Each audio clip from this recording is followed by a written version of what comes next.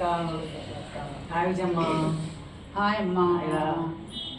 పిఠాపురం నుంచి వచ్చిన తర్వాత బాగా నీరసం వచ్చిందా? రాలేదమ్మా, బాగా ఎనర్జీ వచ్చింది, చాలా బాగుంది. నేను మర్చిపోలేకపోతున్నాను అవన్నీ కూడా. మళ్ళీ పెట్టుకున్నావా? మళ్ళీ పెట్టుకున్నాం. మళ్ళీ 6 నెలలు అయినాక మళ్ళీ రణగాపురం అనుకున్నాం కదా, రణగాపురం వెళ్దాము. మరి అక్కడ అందరూ సిద్ధమంగళ స్తోత్రం గురించి బాగా ఎనర్జెటిక్గా ఫీల్ అయ్యారు. కాకపోతే అందరూ కూడా కార్డు పట్టుకుని చదువుతున్నారు. ఆ కార్డు పట్టుకుని చదవటం ఎంతవరకు సమంజసం, దాన్ని అర్థం చేసుకుని బట్టి పట్టకుండా అర్థం చేసుకుని చదివితే జీవితాంతం గుర్తుంటుంది కదా. అంత దాకా ఎందుకమ్మా, నేను కూడా పేపర్ లేకుండా చదవాలంటే కూర్చుకుని చదవాల్సి వస్తుంది. ఇన్ని రోజుల నుంచి చదివినా కూడా. మరి అలా పేపర్ పట్టుకోకుండా మనం ఎక్కడున్నా సరే చదువుకోవాలంటే ఏం చేయాలి? నిజంగా సూపర్ అడిగారా. నిజంగా చాలా చాలా అద్భుతంగా అడిగావు. నిజమే, మనకి ఎంత వచ్చినా సరే చాలా చోట్ల సిద్ధమాలతుల్లో కార్డు లేకుండా చదవలేరు అన్నమాట చాలా మంది. అది చిన్నది, 9 శ్లోకాలే. కానీ అయినప్పటికీ వాళ్ళకు అదేదో పెద్ద భయంగా, ఒక రకం వణుకులాగా, అమ్మో ఆ తప్పులు ఎక్కడ వస్తాయో, లేదంటే ఆటంది కాకుండా వేరే ఇంకొక పదం ముందు పెడతాము, లేదా వెనక్కి వస్తుందో ఇలా అనుకుంటాం. కానీ నిజంగా నువ్వు అన్నట్టు బట్టి పట్టకుండా చదివితే నాలెడ్జ్తో వస్తే అద్భుతం అమ్మ. నిజంగా చాలా బాగుంది. కానీ మనం ఎక్కడన్నా ఒక 120 సార్లు అలా చదువుకోవాలి, ఒక ఫంక్షన్లు అనుకో కార్డు పెట్టుకుని తప్పేం కాదు. కానీ చిన్నదే కదా, లలితా సహస్రం విష్ణు సహస్రం సైతం చూడకుండా చదివే మనకి కదా, చదువుతాం కదా. అలాంటి 9 నెలలు పెద్ద కష్టమేం కాదు. ఇది కూడా బట్టి, మీరన్న బట్టి మాట కాకుండా బట్టి ఎప్పటికైనా మర్చిపోము. కానీ జ్ఞానంతో మనం చదివే సిద్ధమంగళ సూత్రం అసలు వాళ్ళు విద్యాధర్ అంటే ఎవరు, ఈ యొక్క రాజబామ్మ అంటే ఎవరు, సరే సత్య విశ్వేశ్వరుడు ఎవరు, వీళ్ళందరినీ కరెక్ట్గా చెప్పుకొని ఆ కళ్ళ ముందు మనం చదువుతూ ఉంటే ఆ యొక్క వాళ్ళు మెదరాలి. మన ఒక అమ్మ చెప్పారు, అమ్మ నేను సిద్ధమంగళం చదువుతుంటే నాకు అప్పల శర్మ కనిపిస్తాడు, అలాగే వాళ్ళ చెల్లెలు కనిపిస్తారు, రాజబాబు కనిపిస్తారు అని చెప్పారు. నిజంగా ఎగ్జాంపుల్ అలాగే చదవాలి. ఇంక 9 లైన్లను ఎలా మనం చూడకుండా, దాన్ని బట్టి కాకుండా మన మనసులో మననం చేసుకుంటూ చదవాలని నేను ఈరోజు మీకు చెప్తాను.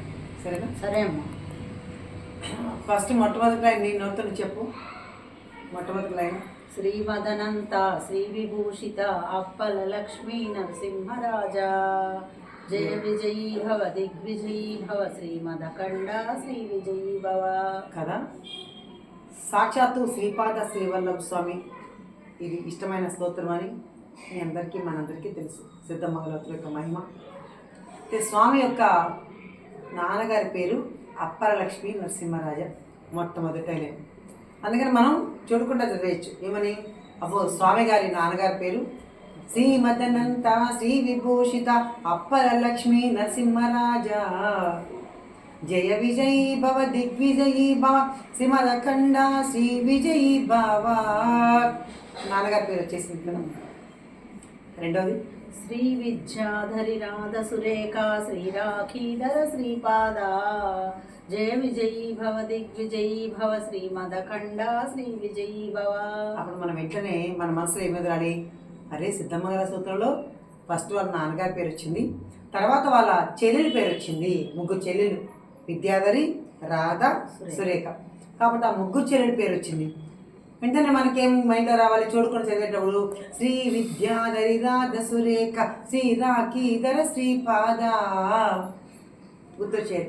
స్వామి గారి శ్రీపాద శ్రీవల్లభ స్వామి గారి చెల్లెలు 3 అని మనం వెంటనే ఆ యొక్క తండ్రి అయిన తర్వాత వెంటనే చెల్లెలు గుర్తొచ్చేయాలి. ఎలా మర్చిపోతాం మనం? మర్చిపోం కదా. మర్చిపోం. నెక్స్ట్ మూడోది మాతా సుమతి వాత్సల్యామృత పరిపోషిత జయ శ్రీపాద జయ విజయీ భవ దిగ్విజయీ భవ శ్రీమదఖండ శ్రీ విజయీ భవ. మాతా సుమతి శ్రీపాద శ్రీవల్లభ స్వామి తల్లిగారి పేరు సుమతి మాత. కాబట్టి మాతా సుమతి వాత్సల్ అమృత పరిపోషిత జయ శ్రీపాద. సిద్ధమంగళ స్తోత్రంలో మొట్టమొదటి లైన్ ఏమో అప్పలరాజ శర్మ తండ్రి గారు, రెండవ లైన్ ఏమో చెల్లెళ్ళు, మూడవ లైన్ వచ్చేటప్పటికి ఆయన తల్లి గారి పేరు గుర్తొచ్చేస్తున్నాం కదా. అది మన మనసులో అలా ఉండిపోతుంది, చిత్తంలో పెట్టుకోవాలి. దాన్ని బట్టి కాదు, చిత్తంలో పెట్టుకోవాలి. అప్పుడు మనం మర్చిపోం. బట్టి కట్టి ఎంతసేపు మనం చదవలేము, అది అలాగే ఉండిపోతుంది, జ్ఞానం రాదు.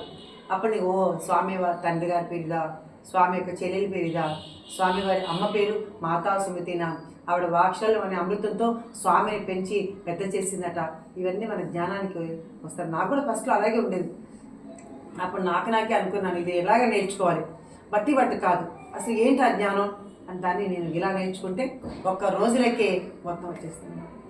తర్వాత 4వది సత్య ఋషీశ్వర దుహితానందన భావనార్యనుత శ్రీచరణ జయ విజయీ భవ దిగ్విజయీ భవ శ్రీమదకండ శ్రీ విజయీ భవ. సత్య ఋషీశ్వరుడు ఎవరి పేరుది? బాపనారుల వారి పేరు. సాక్షాత్తు బాపనారుల వారు ఎవరు? శ్రీపాద శ్రీవల్లభ స్వామి తాతగారు. ఆయన అప్రయత్నంగా పలికిన పలుకులే కదా ఈ సిద్ధమంగళ సూత్రం. తన మనవణ్ణి నుత పొగడ అంటే తన మనవణ్ణి తను పొగిడాడు. సత్య విశేషుడు బిరుదు అనమాట.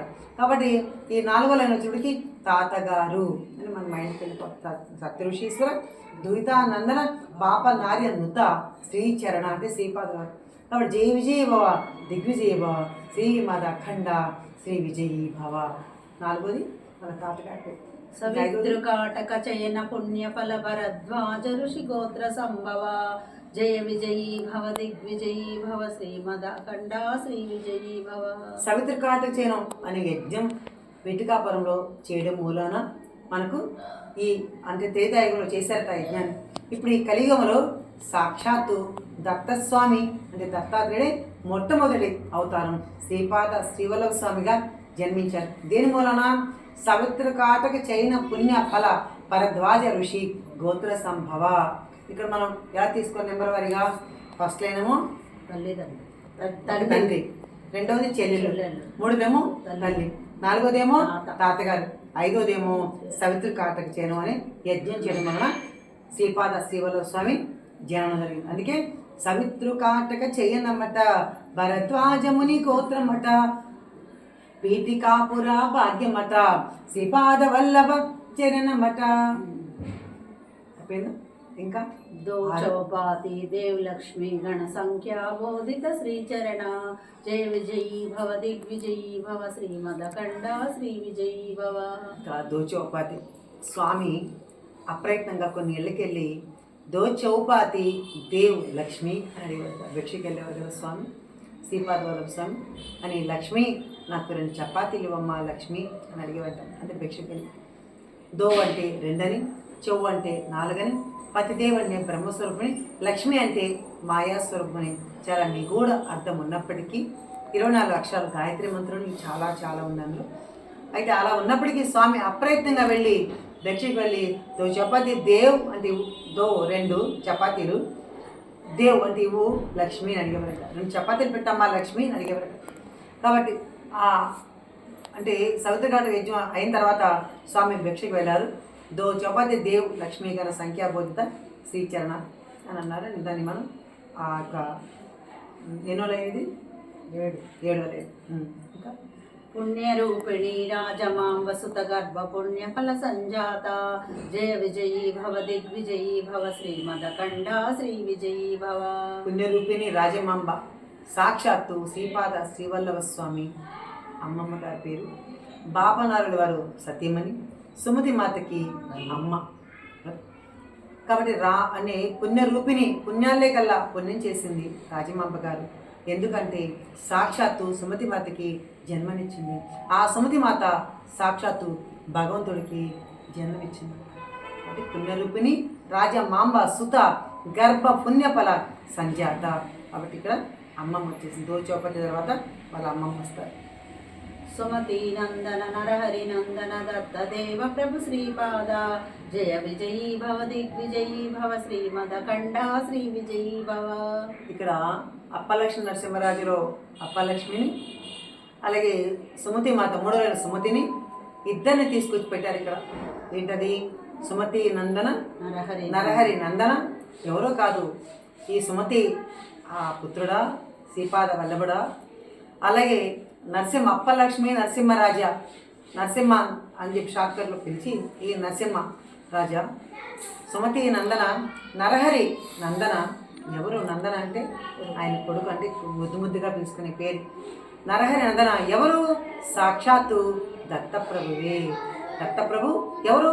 శ్రీపాదుడే. కాబట్టి అలాంటి శ్రీపాదుడికి జయం జరగాలి, దిగ్విజయం జరగాలి, శుభం జరగాలి అని చెప్పారు.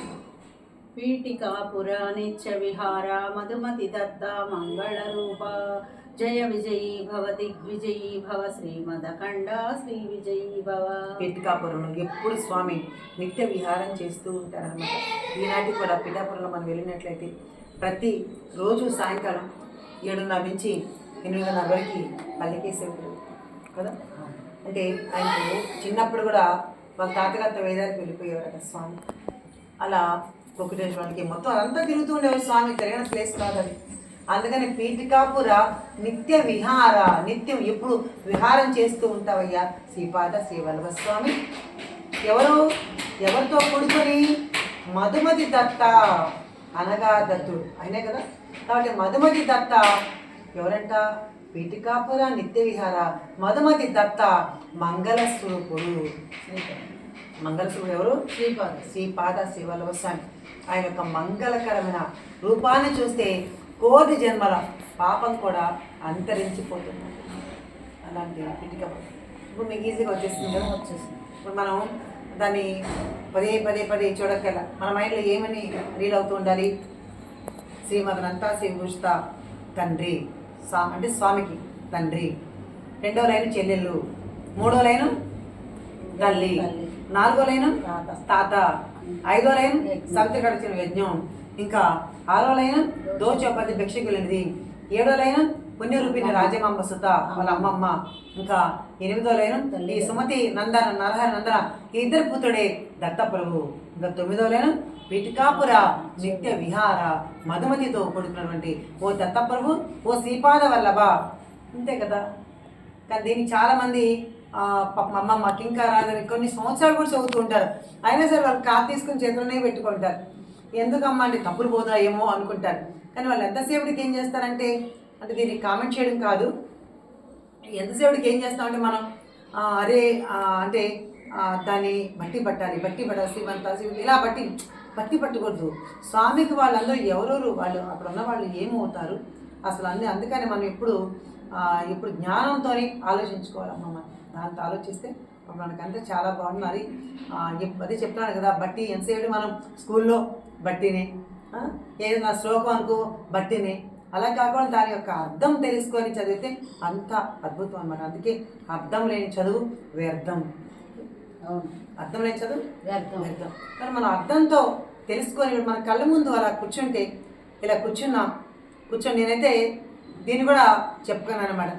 పీఠికాపుర నిత్య విహార మధుమతి దత్త మంగళ రూప జై విజయీ భవ దిగ్విజయీ భవ శ్రీమదఖండ శ్రీ విజయీ భవ సుమతి నందన నరహరి నందన దత్త దేవ ప్రభు శ్రీపాద జై విజయీ భవ దిగ్విజయీ భవ శ్రీమదఖండ శ్రీ విజయీ భవ రాజమాంబ సుత పుణ్యరూపిణి రాజమాంబ సుత గర్భ పుణ్యపద సంజాత జై విజయీ భవ దిగ్విజయీ భవ శ్రీమదఖండ శ్రీ విజయీ భవ దోచోపాతి దేవలక్ష్మీ కన సంఖ్యా బోధిక శ్రీచరణ సరిదుర్కాటక చైన పుణ్యపర భరద్వాజ ఋషి గోత్ర సంభవ మాతా సుమతి వాత్సల్యామృత పరిపోషిత జయ శ్రీపాద శ్రీ విద్యాధరి రాధ సురేఖ శ్రీరాకీధర శ్రీపాద శ్రీమదనంత శ్రీ విభూషిత నప్పల్ లక్ష్మీ నరసింహరాజా.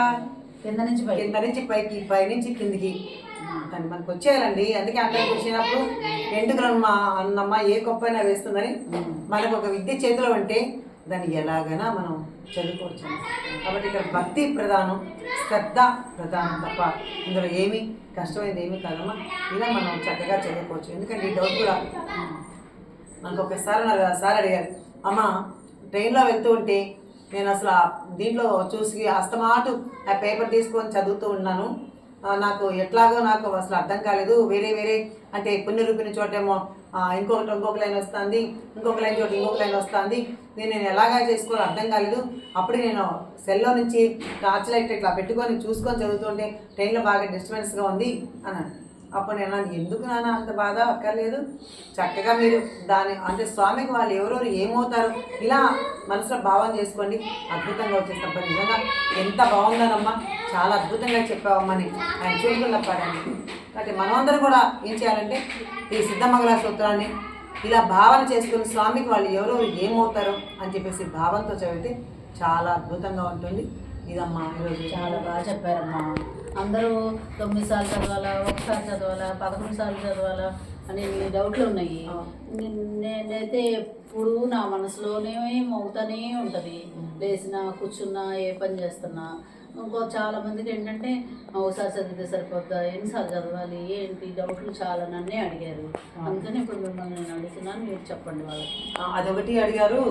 మళ్ళీ నాకు కామెంట్స్లో కూడా పెట్టారు, అమ్మ డేట్ వచ్చినప్పుడు చదువుకోవచ్చా సిద్ధమవుతారని అని నన్ను ఎవరో పెట్టారు కామెంట్స్లో. దీన్ని నేనేమని చెప్తానంటే చాలామంది అంటే కండిషన్ పెట్టేశారంట. 11 సార్లు చదవండి స్వామి అనుగ్రహం వస్తుంది, 11 సార్లు చదవండి స్వామి అనుగ్రహం వస్తుంది. నిజంగా నేనేమంటానంటే 11 సార్లు చదువుకుని స్వామి అనుగ్రహం కాదా చెప్పండి? 100 చదివితేనే స్వామి అనుగ్రహం వస్తుందా? ఎన్నిసార్లు చదివినా వస్తుంది. ఎన్నిసార్లు చదివినా వస్తుంది. మీ మనసులో భక్తి విశ్వాసాల శ్రద్ధతో ఒక్కసారి చదవండి చాలు. ఆ ఒక్కసారిని బాగా చదవండి చాలు. ఎప్పుడు నేను మీ అందరికీ ఈ వీడియోలో ఇదే అందిస్తూ ఉంటాను అన్నమాట. అప్పుడు చాలామంది నన్ను చూసి అమ్మ నిజంగానే నేను చెప్పిన నేను ఫాలో అవుతున్నాను కాబట్టి ఒక్కసారి నా మనస్తృప్తిగా చదువుతున్నాను కాబట్టి నేను ఆఫీస్కి కూడా హ్యాపీగా వెళ్ళగలుగుతున్నాను. ఒక ఆవిడ హైదరాబాద్ నుంచి ఫోన్ చేసి ఆవిడ జాబ్కి వెళ్తుందంట. 11 సార్లు చదవాలని వేరే వీడియోల ద్వారా విని స్వామి అనుగ్రహం రావాలని గబగబా చదివేసి పాపం క్యారేజీలు పెట్టుకోకుండా మర్చిపోయేసి అలా తిప్పలు పడి వెళ్తుందంట. ఎందుకో నా వీడియో కంట్లో పడి ఆవిడ చూస్తే అమ్మ ఇది ఇంత బాగుందా అని ఆవిడ రోజుకి ఒక్కసారి చదవడం మొదలుపెట్టినారంట. ఆవిడ చాలా ప్రశాంతంగా హాయిగా నేను ఆఫీస్కి వెళ్ళగలుగుతున్నానమ్మా అని. అలా గురుచరిత్ర గురించి మీరు అడిగారు, ఆ రోజు బాగుంది కదా.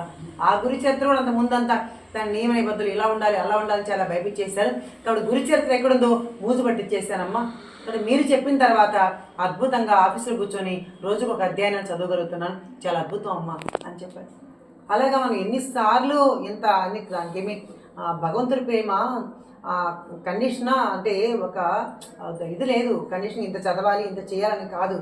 భగవంతుడి ప్రేమ అన్కండిషన్ లవ్ అయింది, అనంతం లవ్ అయింది. కానీ మనం ఎంతసేపు మన మనసులో నువ్వు ఏ పని చేసుకున్నా శ్రద్ధ, భగవంతుడి ప్రేమ. నువ్వు ఉద్యోగంలో వెళ్ళి 120 సార్లు చదవాలనేసి ఆఫీస్ అనుకో తప్పు పెడతావా? నువ్వు అక్కడ చేసిన పని ఏంటి? శ్రద్ధ అంటే క్రమశిక్షణగా నీ యొక్క సంతకాన్ని కానీ నీ యొక్క చేసే పనిని చాలా శ్రద్ధగా చేయాలి. అదే కదా భగవంతుని చెప్తాం. నేను అయ్యో నాకు అనుగ్రహం కావాలని ఇక్కడో కాలు అక్కడో కలుగు ఇలా వేయకూడదు కదా అని ఎన్నోసార్లు చెప్పాను. కాబట్టి డేట్ వచ్చినా కూడా మీరు మనసులో చదువుకోండి, ఏమి పూలు పెట్టక్కర్లు ఏం పెట్టక్కర్ల మనసులో చదువుకోండి వస్తుందమ్మా లోపల. అదే నేను అదే చెప్తాను. ఏం చెప్తానంటే పాప మీ వీడియో చూసినప్పుడు చాలా మంది అడుగుతారు, అమ్మ మరి డేట్ వచ్చినా చదువుకోవచ్చా, దీని ఏమైనా ఉపవాసం ఉండాలా, ఏ టైంలో చదువుకోవాలి, ఇలా చాలామంది ఎన్నో వీడియోలు చెప్పాను. నా వీడియోస్ కావాలంటే చూడండి, దత్తబిడ్డలు నిర్మలాదేవి యూట్యూబ్ ఛానల్ కొట్టండి. నాదంతా ఇలాగే ఉంటుందండి. క్రమశిక్షణగా అంటే మనసులో ఈ క్రమశిక్షణ ఇక్కడ ఉండాలి, కానీ దాన్ని ఏదో మనం దానికి ఒక బందీలాగా చేసుకొని అట్లా దానికి అక్కడ పరిమితి చేయకూడదని నేను ఎప్పుడు చెప్తూ ఉంటానమ్మా. కాబట్టి స్నానం చేయొచ్చా చేయకూడదా ఇలాంటివన్నీ చెప్తూ ఉంటారు. మన నెల్లూరులో సమతమ్మ నాన్నగారు ప్రతిరోజు స్నానం చేయకుండానే బ్రష్ చేసుకొని వచ్చి 11 సార్లు చదువుతారంట, తర్వాత కాఫీ తాగుతారట. అందుకని నువ్వు స్నానం ఒప్పుకుందా చెయ్యి, ఒప్పిక లేదా అలా కూర్చొని అలాగే చెయ్యి. నీ ధ్యానం ఎలా చేస్తావు అలాగే చెయ్యి. వీళ్ళంతా మనం అంతా మనకే ఆలోచన, ఎవరి మాట మనం వినకుండా నీ మనసు, అందుకే చెప్తాను నీ మనసు ఏది చెప్తే దాన్ని చెయ్యని పద్దాక నేనే చెప్తాను తల్లి. అర్థమైంది కదా? అందుకని మనం ఎన్నిసార్లు అని కాకుండా మన మనసుకు ఎన్నిసార్లు అనిపిస్తే అన్నిసార్లు చేయండి. ఎందుకంటే 11 సార్లు పెట్టారు, 40 సార్లు పెట్టారు, 120 సార్లు పెట్టారంటే మళ్ళీ ఒకసారి చెప్తాను మీకోసం. కనీసం ఆ 3 గంటలైనా భగవంతులో ఏ క్షణమైనా మీకు లగ్నం అవుతుందేమో అనేది తప్ప ఈ ఒక్కసారి చదివితే మన కుదురు ఉండదు కదా. మన మనసు బుద్ధి ఎటు పోతూ ఉంటుంది, దాన్ని పట్టుకొని లాక్కొచ్చి కూర్చోబెట్టాలి. కాబట్టి కనీసం ఒక 3 గంటల సేపైనా మీరు స్థిరత్వంలో కూర్చుంటే దాంట్లో అప్పటికైనా మీ మనసు అటు ఇటు పోకుండా ఒక్కసారికైనా మీ మనసు ఉంటుందేమో అని చెప్తారు తప్ప ఇందులో 108 సార్లు అలా ఏం కాదమ్మా. ఆ 3 గంటల స్వామి స్మరణతో ఉంటే మరీ మంచిదే కదా. కుదిరింది అలా పెట్టుకోండి, కుదరలేదు ఒక్కసారైనా సరే చదవండి. ఎలాగా నెమ్మదిగా చదువు, చాలా బాగుంటుంది. ఇది స్పీడ్ చదివితే అస్సలు నాకు నచ్చదు, చాలా బాగుంటుంది. నెమ్మదిగా చదివి మళ్ళీ మీకు అందరికి వినిపిస్తాను. శ్రీమదనంతా శ్రీ విభూషిత అప్పల లక్ష్మీ నరసింహరాజా జయ విజయీ భవ దిగ్విజయీ భవ శ్రీమదఖండ శ్రీ విజయీ భవ. చాలామంది ఖండా చదువుతున్నారు. ఎలాగా శ్రీమదఖండ, ఖండ కాదు శ్రీమద్ అఖండ ఆ పలకాలి. శ్రీమద్ అఖండ శ్రీ విజయీ భవ భవ శ్రీ విద్యాధరి రాధ సురేఖ శ్రీ రాఖీధర శ్రీపాద జయ విజయీ భవ దిగ్విజయీ భవ శ్రీమద్ అఖండ శ్రీ విజయీ భవ మాతా సుమతి వాక్షర్యామృత పరిపోషిత జయ శ్రీపాద జయ విజయీ భవ దిగ్విజయీ భవ శ్రీమదఖండ శ్రీ విజయీ భవ సత్య ఋషీశ్వర ద్వైతానందన పావనార్యనుత శ్రీచరణ జయ విజయీ భవ దిగ్విజయీ భవ శ్రీమదఖండ శ్రీ విజయీ భవ సవితృకాఢక చయన పుణ్యఫల భరద్వాజ ఋషి గోత్ర సంభవ జయ విజయీ భవ దిగ్విజయీ భవ శ్రీమదఖండ శ్రీ విజయీ భవ ధ్వజ ఉపాతి దేవలక్ష్మీ గణ సంఖ్యాబోధిత శ్రీచరణ జయ విజయీ భవ దిగ్విజయీ భవ శ్రీమదఖండ శ్రీ విజయీ భవ పుణ్యరూపిణి రాజమాంబసుత గర్భపుణ్యఫల సంజాత జయ విజయీ భవ దిగ్విజయీ భవ శ్రీమదఖండ శ్రీ విజయీ భవ సుమతి నందన నరహరి నందన దత్తదేవ ప్రభు శ్రీపాద జయ విజయీ భవ దిగ్విజయీ భవ శ్రీమదఖండ శ్రీ విజయీ భవ పీఠికాపుర నిత్య విహార మధుమతి దత్త మంగళ రూప జయ విజయీ భవ దిగ్విజయీ భవ శ్రీమదఖండ శ్రీ విజయీ భవ. మనం పాడితే ఆ కమ్మదనం కావాలండి. అమ్మలోనే ఉంది కమ్మదనం అంటాం కదా, అలాగే మనం ఏది పాడినా కమ్మదనంగా ఉండాలి. పాడుతున్నారు కదా చూడు స్పీడ్గా శ్రీమంతా శ్రీపుత అప్పలక్ష్మి నరసింహరాజ జయ విజయమా దిగ్విజయం శ్రీమదగణ దిగ్విజయం ఏమైనా అర్థమైందా? అందుకని నెమ్మదిగా భగవంతుడికి అందుకే బాబా చెప్పారు, అరే మనస్ఫూర్తిగా ఒక్క నమస్కారం పెట్టరా చాలు, 100 నమస్కారాలు ఎందుకురా అని చెప్పారా లేదా?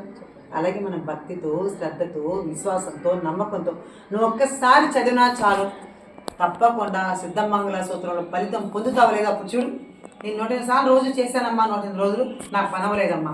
ముందు నీకు అర్థం అవ్వలేదు, దేవుడికి అర్థం అవ్వలేదు, మన పని ఎలా అయిపోతుందమ్మా చెప్పు. అలాగే 108 రోజులు రోజుకి ఒక్కసారి లెక్కన, పొద్దున ఒకసారి సాయంత్రం ఒకసారి చదువు, నీకు పనులు ఎందుకు అవ్వు? దత్తుడు చాలా కూర్చుంటాడు. మీకు ఎలా ఎన్ని అనుభవాలు జరిగాయి కదా? జరిగాయి. అవునా కాదా? చాలా. కాబట్టి మీరందరూ కూడా యూట్యూబ్ చేస్తున్నారు ప్రేక్షకులు అందరూ కూడా నెమ్మదిగా చదివి అలవాటు చేసుకొని, ఇన్నిసార్లు ఇక్కడ కండిషన్ లేదమ్మా, సో రాస్తారు తప్పేం కాదు. ఎవరి ఆనందం ఇలాగైనా చదువుతారేమో అని కొంచెం ఒకసారి అసలు 11 సార్లు చెప్తేనే ఒకసారి చదవడం కష్టం, మరి ఒకసారి చదవని పెడితే మీరు చదువుతామా మనం? అందుకని బుక్స్లో అలా రాస్తారు. కాబట్టి మీరు శ్రీపాదులకు అత్యంత ప్రీతిపాత్రమైన సిద్ధమంగళ సూత్రం రోజుకి ఒక్కసారైనా చదువుతారని మనస్ఫూర్తిగా కోరుకుంటున్నాను. నా నెంబర్ మళ్ళీ చెప్తాను ఒకసారి, 9490877575 అమ్మ. ఇంకా మీ అందరికీ ఒక మాట చెప్పాలనుకుంటున్నాను. అందరికీ నా నెంబర్ అంటే కొన్నిసార్లు ఇచ్చే నెంబరు వాళ్ళు ఏం చేస్తున్నారంటే మరి దాకా నెంబర్ తీసుకొని ఫోన్ చేయిస్తున్న టైం సందర్భం లేకుండా నేను ఆన్లైన్ క్లాస్లో ఉంటాను, అలాగే ఇట్లా యూట్యూబ్ చేసి మీ అందరికీ అందిస్తాను కదా, చాలామందిని కలుస్తూ ఉంటాను, లేదా నన్ను చాలామంది కలుస్తూ ఉంటారు. కాబట్టి మీ అందరికీ ఒక టైం ఇవ్వదలుచుకున్నాను, ఆ టైంలో మాత్రమే మాట్లాడండి. సాయంకాలం 6 గంటల నుంచి 7 గంటలకు మాత్రమే ఆ టైంలో చేయండి అమ్మ. తప్పకుండా నేను మాట్లాడతాను, ఎందుకంటే చాలా పాపం వాళ్ళతో మాట్లాడదని ఫీల్ అవుతారు. కాబట్టి మీకు బాధ ఉండకూడదు, నాకు బాధ ఉండకూడదు. 5 to 6 ఈ మధ్యలో మాత్రమే చేయగలని నేను మనస్ఫూర్తిగా కోరుకుంటూ జై గురుదేవ దత్త.